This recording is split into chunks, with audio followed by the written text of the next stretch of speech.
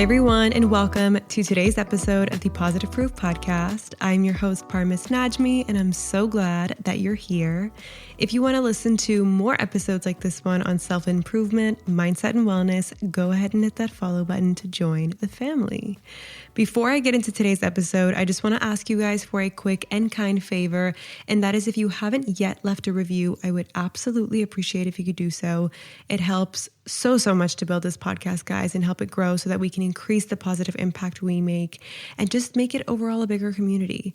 Also, if you are looking for daily motivation, follow me on Instagram at Positive Proof Podcast, where I post behind the scenes content and just daily quotes that serve as sweet daily reminders. And if anyone is wondering how to leave episode requests, you can actually send me your thoughts via the DM me your thoughts link in the description or via Instagram DM as well. Now, today's episode was requested by a lovely listener, so thank you so much for the suggestion. I hope this resonates with you and guides you towards your best self. Today, we're going to be deleting that stop and start cycle for good, if you couldn't tell by the title. This episode is a field guide to showing up even when motivation ghosts you. So we're going to be unpacking why micro habits beat motivational Mondays, how to design your space so lazy you still wins, and the sneaky tricks I use to keep posting reels when my social battery is at 2%. Now, this is just an example, but if you've ever asked, why can I sprint for a week but can't jog for a month? Well, grab your iced latte because we're about to fix that. By the end, you'll have 8 plug-and-play tactics, from turning one 10-minute walk into a domino run of healthy decisions to banking content on high-energy days so exhausted you can coast without guilt. And if you're tuning in from Spotify, scroll down and vote in today's poll. I really want to know how long your habit honeymoon lasts before you ghost it. There's a few options down below, so I'd love to know your thoughts. Now, is everyone ready? Because I want you to take a deep breath and join in on how we're going to make consistency our new default. Okay, so before anything, we need to define why consistency hits different. I want you to picture this. You brewed the same oat milk latte every morning, and day 1, it's okay. But day 30, it's a subconscious dance. From grind, pour, foam. No brain power required. That's the magic of consistency. It quietly shifts effort from decision to default. And when your progress compounds that smoothly, the results look suspiciously like overnight success, even though they're anything but that. So let's run the numbers. A single 1% improvement repeated daily balloons to roughly 37 times better over a year. James Clear didn't make that up. It's straight math. Now, if you flip it, a 1% daily slide leaves you at 3% of your original capacity.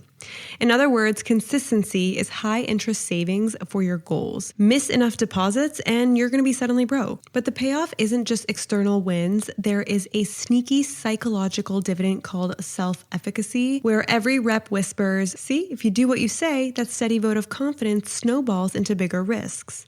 Applying for the dream role, pitching the brand collab, finally launching the side hustle. The thing is, talent sets a ceiling and consistency buys the ladder. Now, let's bust a myth here, that consistency does not equal rigidity. People assume you must follow a militaristic regimen like 5 a.m. gym, color-coded meals, etc. In reality, it's rhythm over routine.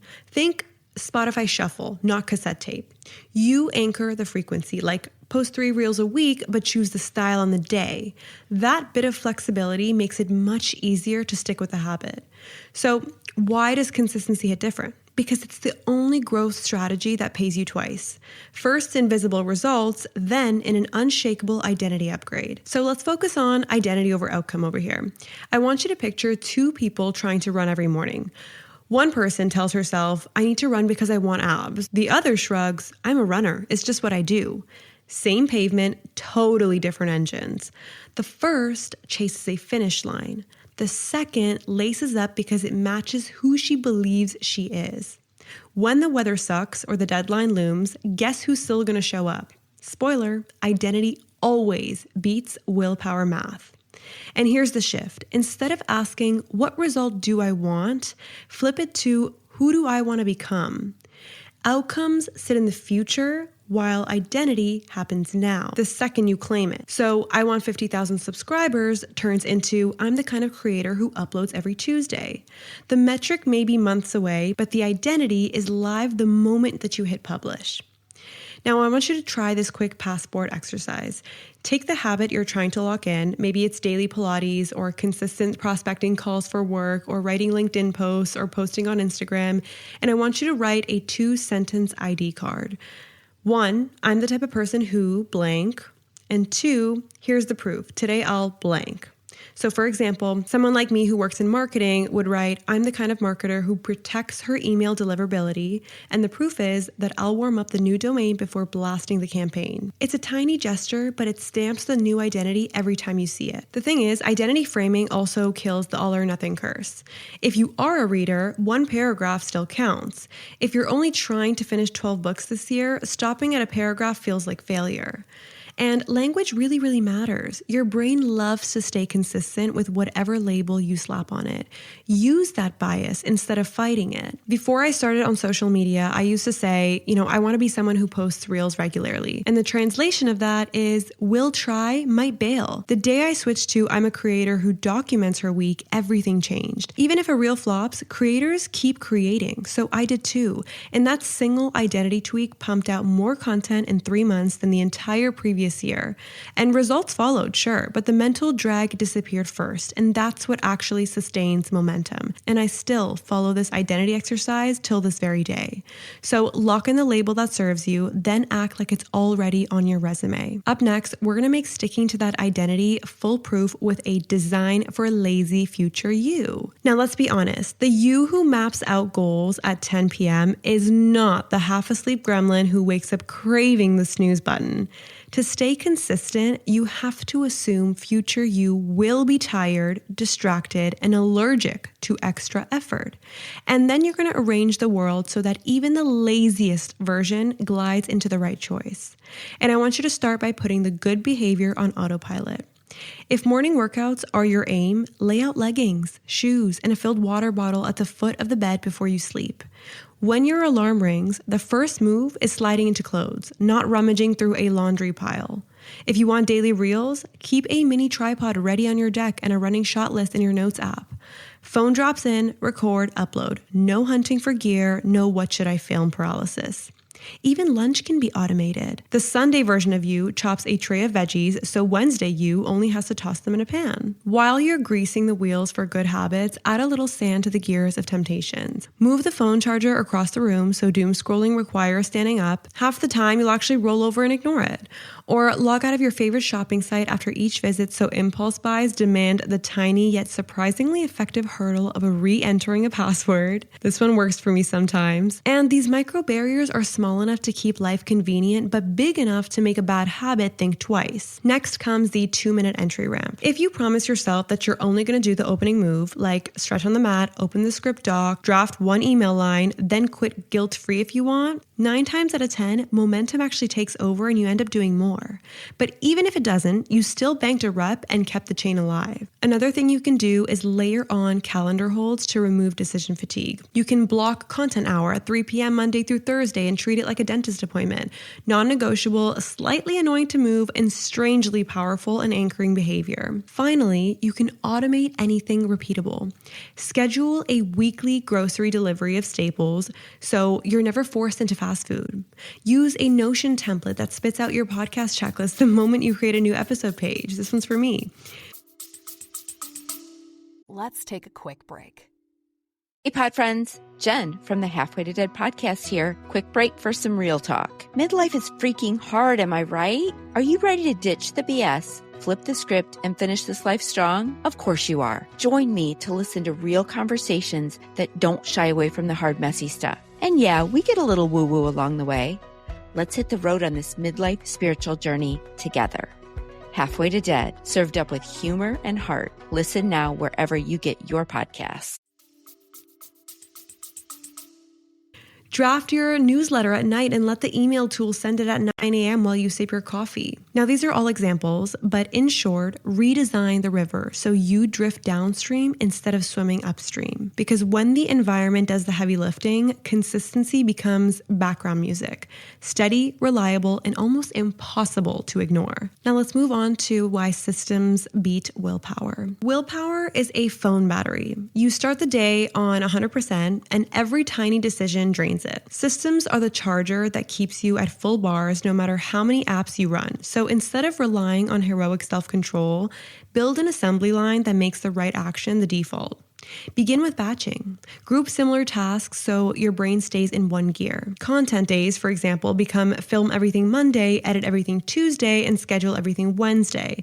And by midweek, you've racked up a queue instead of scrambling to create on the fly. You can even pair batching with templates, reusable frameworks that kickstart really any repeatable job. For example, a podcast episode outline lives in Notion, a cold email skeleton sits in Google Docs, a Canva preset frames every reel cover. There are so many ways to go about it.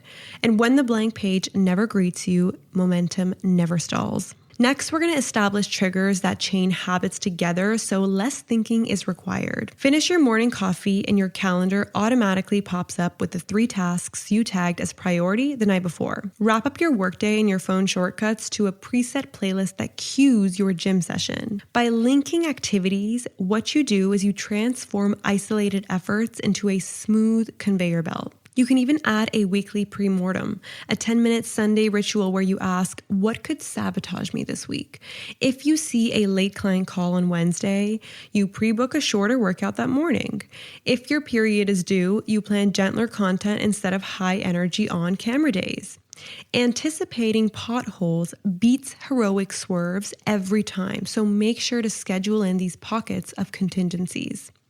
Then there's the feedback loop. I want you to track your system, not just your outcomes. Instead of obsessing over follower count, log whether you actually posted the 3 reels. Instead of staring at sales totals, log whether you sent the 5 prospecting DMs. A simple green check spreadsheet or a habit tracking app works. The point is to spotlight process, not results. And when the loop shows gaps, tweak the system before berating yourself. And remember, systems are living code. They need updates all the time, actually. So quarterly, you can run a mini audit. You can even do them sooner. What tasks feel chunky? What tools broke? Patch and relaunch. The best thing you can do is be adaptable and flexible, so make sure you readjust where needed. Now, when every goal rides a rail of batching, templates, triggers, pre-mortems, and feedback, your willpower is free to handle real surprises and not daily basics.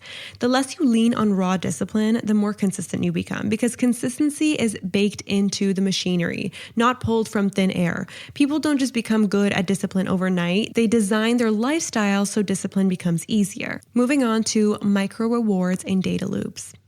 Dopamine isn't the enemy of discipline. It's the fuel. The mistake most of us make is saving all the fireworks for the huge milestones, like 10,000 followers, first 5-figure launch, running 5K.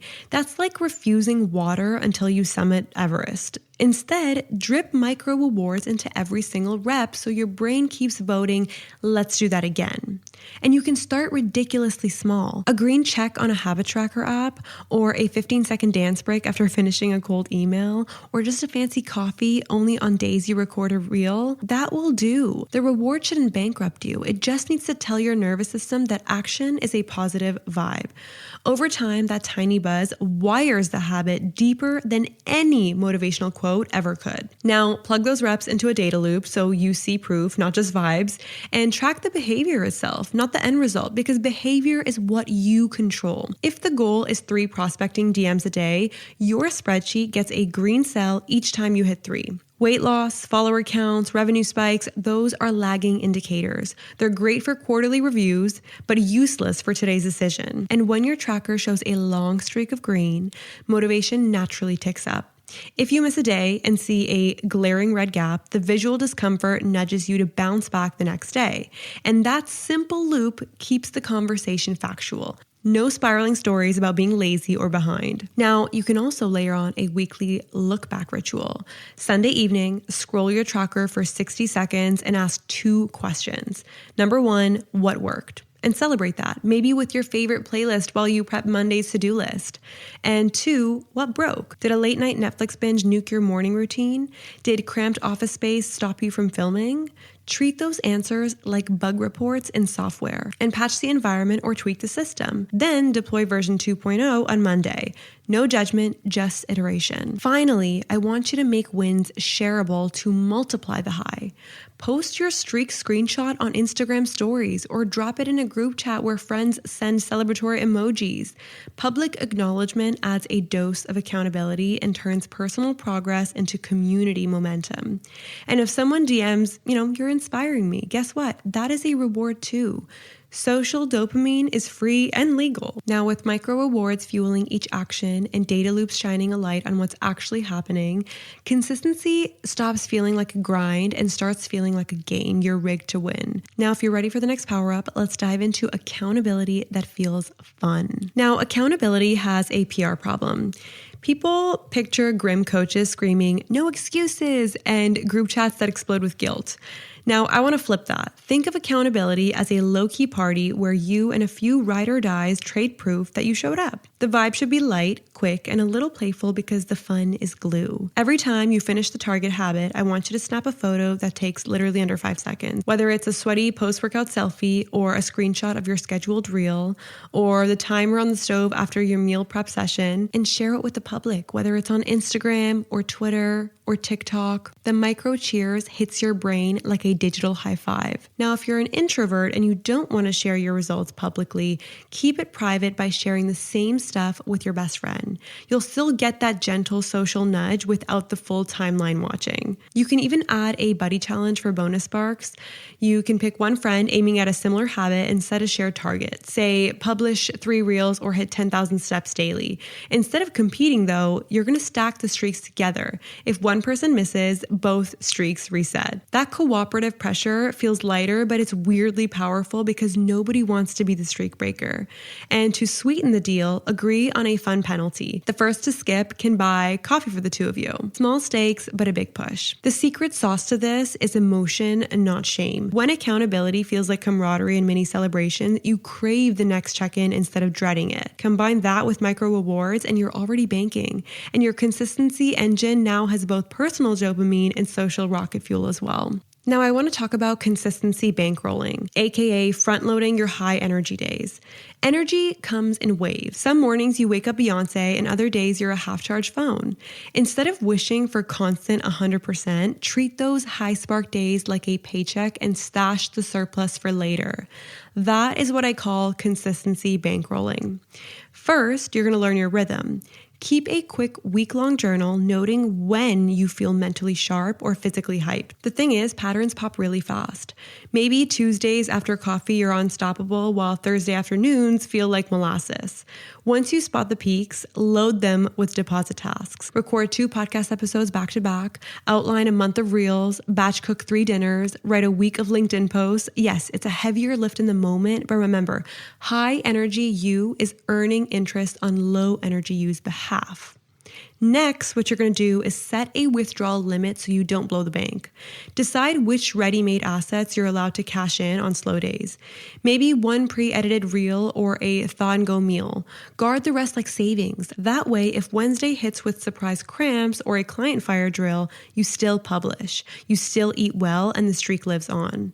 The rule is really simple. No emergency, no withdrawal. This keeps you from coasting off your bank forever and forces you to top it up when the next energy spike rolls around. Now, visibility matters, so you can create a vault board in Notion or Trello with columns like filmed, edited, and scheduled. And this is going to differ for everyone. This is just an example based on the fact that I'm a content creator. But you're going to watch those cards pile up, and it's going to be wildly motivating. It's the grown-up version of sticker charts. On days when motivation tanks, opening that board reminds you that you're already ahead and gives you a quick win to deploy without guilt. And to maximize deposits, eliminate friction during peak hours.